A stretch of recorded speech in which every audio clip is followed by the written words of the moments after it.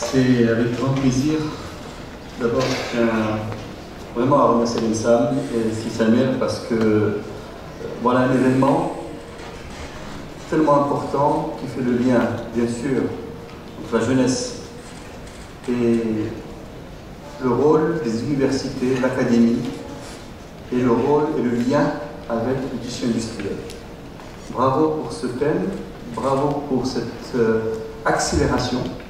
Je suis heureux de retrouver l'INSAM après plusieurs années, je n'étais passé une fois, et quelle évolution magnifique. Bravo pour ce que vous avez fait à cette école, pas seulement au niveau pédagogique, mais aussi au niveau...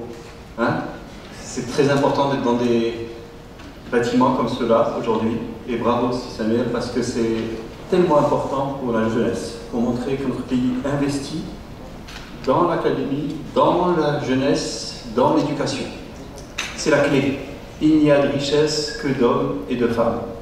Quand je dis il y a de richesse que d'hommes, on dit souvent il y a de richesse que d'hommes, mais avec un grand F. Donc c'est le message parce qu'aujourd'hui notre jeunesse, c'est la base pour travailler n'importe où dans le monde. Si vous avez les bonnes compétences, aujourd'hui c'est l'endroit où vous avez passé des années, j'appelle ça les plus belles années que nous passons dans notre vie. Maintenant on arrive à une période où on peut se voir un peu en arrière, mais c'est les plus belles années et il faut en profiter pleinement et nous avons la chance dans notre pays d'avoir cette évolution au niveau pédagogique. Bien sûr, je parlais de la transition énergétique. Merci d'avoir choisi ce thème énergie-environnement avec les autres, santé digitale et autres, ce qu'on a entendu hier, messieurs les ministres, le message sur l'académie et sur le monde académique. C'est vrai, on est plus, nous, je dirais, dans le secteur d'énergie, on a suivi depuis 30 ans, et rapidement, moi j'ai démarré dans l'administration, après mes études, c'était au cabinet du ministre de l'Énergie, dans les années 80, il y a assez longtemps, mais pour vous dire que déjà à l'époque, il y avait des réflexions sur notre pays qui est très dépendant énergétiquement, qui a une facture énergétique très lourde, et il fallait penser à assurer un service énergétique et en même temps avoir un bilan économique sur cette énergie pour essayer d'être le plus indépendant possible. Or, quel type d'indépendance énergétique nous peut avoir notre pays? Nous l'avons dit, on a eu du charbon à une certaine époque, longtemps à Jarada, mais trop cher, qui a été après arrêté parce que trop coûteux, peut-être aussi trop polluant après, mais aussi nous avons vu que le potentiel renouvelable est exceptionnel. Notre pays, en 1982, a décidé de créer un centre de développement des énergies renouvelables. 1982. À l'époque, les énergies renouvelables coûtaient très très cher. Et après mon passage au cabinet du ministre, j'ai décidé d'intégrer le PDR. C'était les années fin 80. Donc pour vous dire, c'était déjà à l'époque où le renouvelable coûtait cher, où on l'appliquait pour le monde rural, très peu électrifié à l'époque. Et vous avez vu l'évolution. Notre pays aujourd'hui est pratiquement, grâce au travail de l'ONE, 100% pratiquement électrifié. Il y a encore quelques villages, mais c'est un énorme programme a été mis en place avec le côté technique et le côté financier. Et c'était toute la gouvernance qui sert d'exemple aujourd'hui pour le continent africain, parce que le continent africain, aujourd'hui, c'est la moitié de la population qui n'a pas encore accès à l'électricité.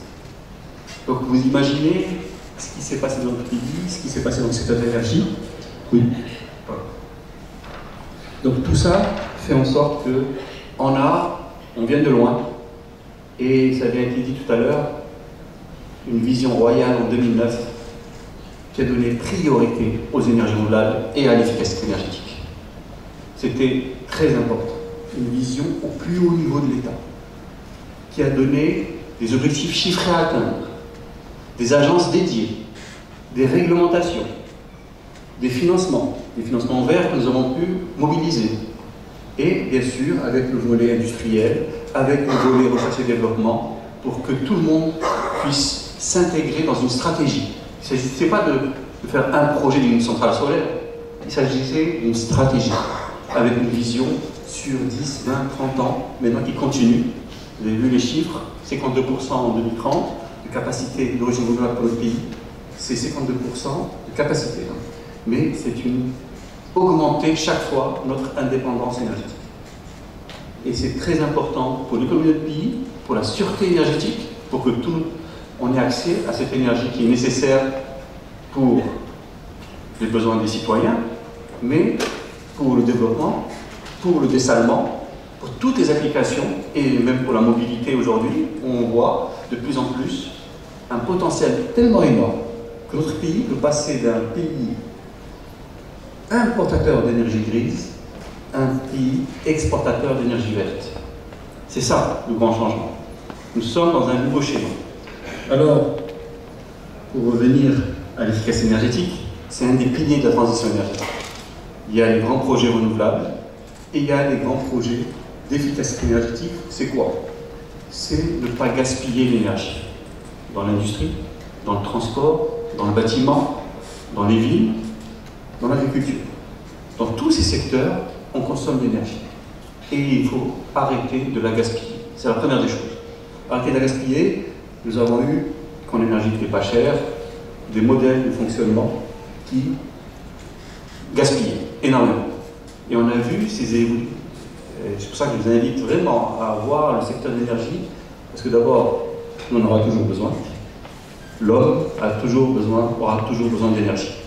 Et plus que ça, énormément d'innovation.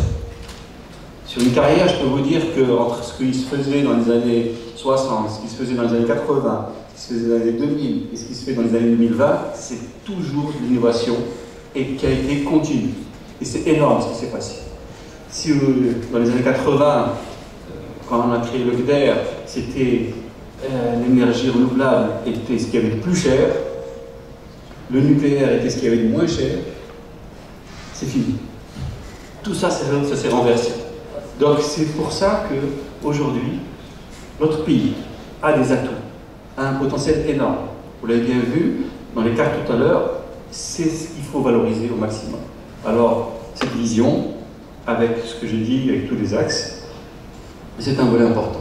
Le volet efficacité énergétique, il touche bien sûr à tous ces secteurs, et il y a un volet très important. On croit que l'efficacité énergétique, c'est gratuit. Non, c'est des investissements.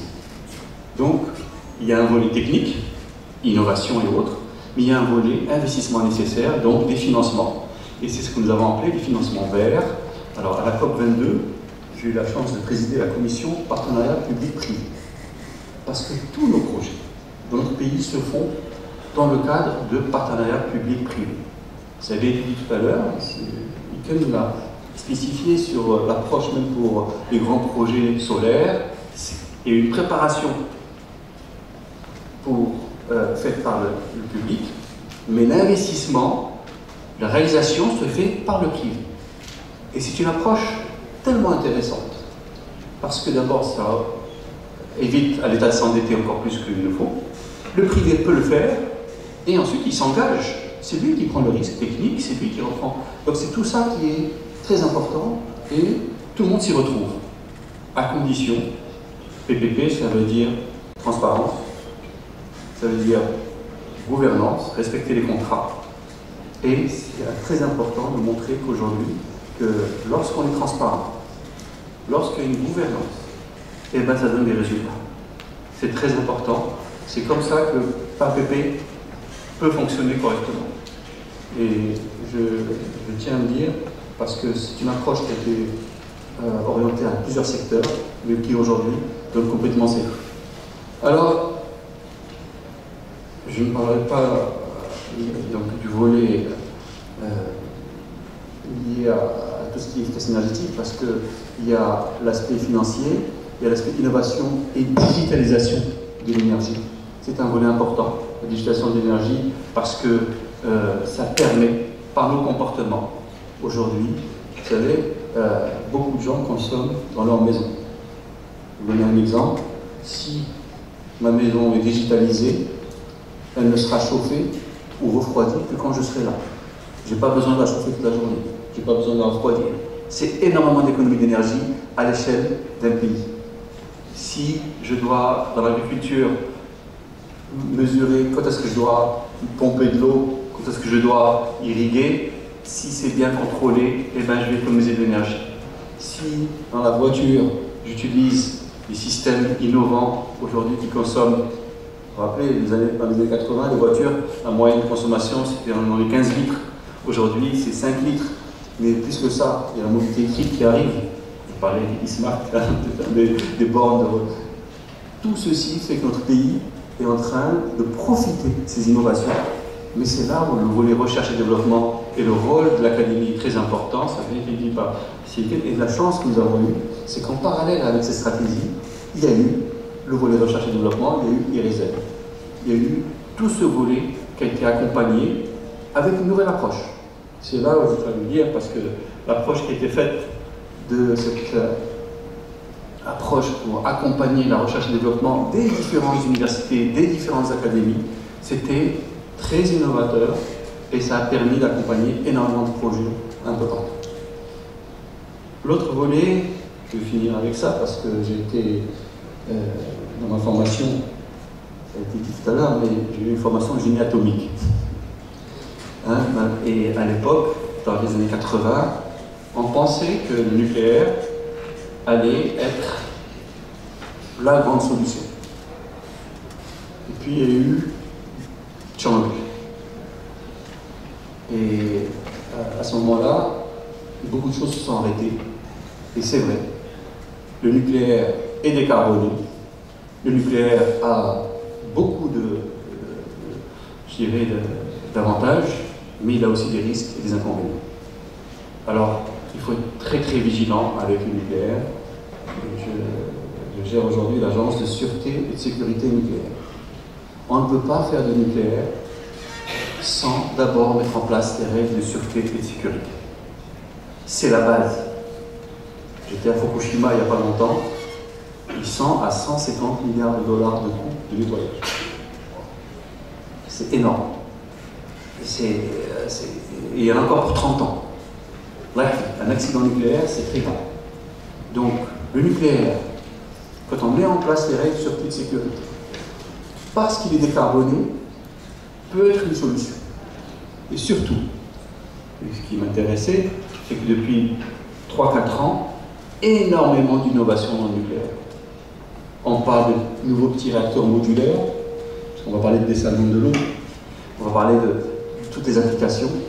Et aujourd'hui, si vous voyez Microsoft, si vous voyez les grands acteurs, tous maintenant ont un département nucléaire. Tout le monde est en train de voir comment investir dans ces nouveaux réacteurs modulaires. On parle de sécurité passive, c'est-à-dire qu'un tracé point ne peut pas exploser. On parle de modèles plus petits, plus finançables, plus facilement finançables. Donc c'est tout ça qui se met en place aujourd'hui. Nous l'étudions, nous voyons les risques. Donc tout ce qui est lié à la sûreté et à la sécurité, c'est très important, c'est la base. Mais ensuite, on voit toutes les applications possibles et on voit ensuite pourquoi une énergie décarbonée, parce qu'il ne faut pas l'oublier, notre pays aujourd'hui, la grande partie de son électricité vient encore du charbon. Et le charbon, on est un faible émetteur, il ne faut pas se leurrer. Notre pays émet très peu de CO2 par habitant, hein, très loin des normes des émissions européennes ou autres. Donc on a encore des centrales au charbon, elles vont fonctionner jusqu'à la fin de leur vie. Ensuite, il sera très difficile de financer du charbon partout dans le monde. Déjà, on voit l'arrêt dans plusieurs pays, ça se réduit, la part du charbon se réduit chaque année au niveau énergie globale, mais ce qui le remplacerait, avec les renouvelables, avec l'hydrogène vert, aussi le nucléaire vit une relance. Aujourd'hui, dans le monde entier, l'ambassadeur de Chine hier a été là aussi parler d'innovation, c'est énorme ce qui se passe en Chine dans tous les domaines, dans les renouvelables, mais aussi dans le nucléaire. Les États-Unis, la même chose. L'Europe relance et surtout relance le financement du nucléaire. Parce que le nucléaire, plus personne ne voulait le financer. Donc il était important de voir que dans ces technologies, nous avons aujourd'hui plusieurs options pour notre pays. Et une option très claire qui est lancée, c'est les renouvelables avec l'hydrogène vert. Vous avez vu le programme qui est annoncé et qui est déjà lancé. J'ai eu dans ma carrière, après, et je tiens à le dire ici, je vais vous le dire, j'ai démarré dans le public et je suis passé, oui, dans le privé, et ensuite conseiller développement durable du président de l'OCP. Pourquoi? Et pourquoi l'OCP aujourd'hui a une stratégie eau, énergie, et a fait son premier bilan carbone en 2008, et a une gestion des déchets. Toute entreprise, quand on parle d'environnement, se doit aujourd'hui ne plus gaspiller ni de l'eau, ni de l'énergie, et de gérer correctement ses déchets. C'est obligatoire. C'est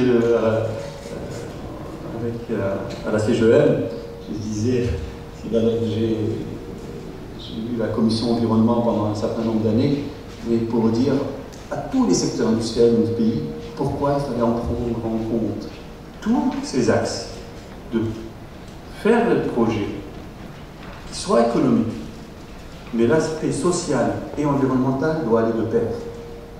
Sinon, l'entreprise ne pourra pas perdurer. Sinon, elle ne pourra plus exporter. Aujourd'hui, il y a des nouvelles règles sur l'exploitation. Une taxe carbone aux frontières, j'ai entendu parler de ce qui se passe en Europe. On aura des bilans carbone à présenter pour les entreprises, pour les produits qui sont exportés. Donc c'est tout ça qui est nécessaire pour qu'aujourd'hui, et je tiens encore vraiment à remercier les cinq pour ce thème de énergie et environnement, ils vont de pair, c'est ce qui a fait l'innovation, et dans tous les secteurs, et je tenais à vous le dire ici parce que dans votre carrière, plus tard, à tous les étudiants, vous pouvez démarrer dans le public, vous pouvez passer en privé, vous pouvez revenir dans le public, ou repartir dans le privé. Tout ça, c'est une approche personnelle, mais surtout, gardez en tête qu'avec votre formation, avec votre expérience au public ou au privé, ou, parce que j'ai été aussi à un moment patron de ma propre boîte de consulting, et c'est tous ces possibilités qui s'adressent à vous aujourd'hui, et vous avez toute l'attitude à avoir une approche volontariste, mais surtout, dites-vous que ce qui compte, c'est votre formation et après votre implication. Hier, ce ministre a parlé, lorsque vous êtes à l'université, de aussi faire du théâtre, de aussi faire toutes les actions à côté. C'est très important. Je vais finir avec ça. Je vous le dis, c'est pas le thème, mais c'est tellement important qu'avec là où vous vous spécialisez, en parallèle, parce que le côté social, le côté relation avec les autres est très important. Et c'est comme ça que vous réussirez, Inch'Allah, et je vous le souhaite de tout cœur. Merci.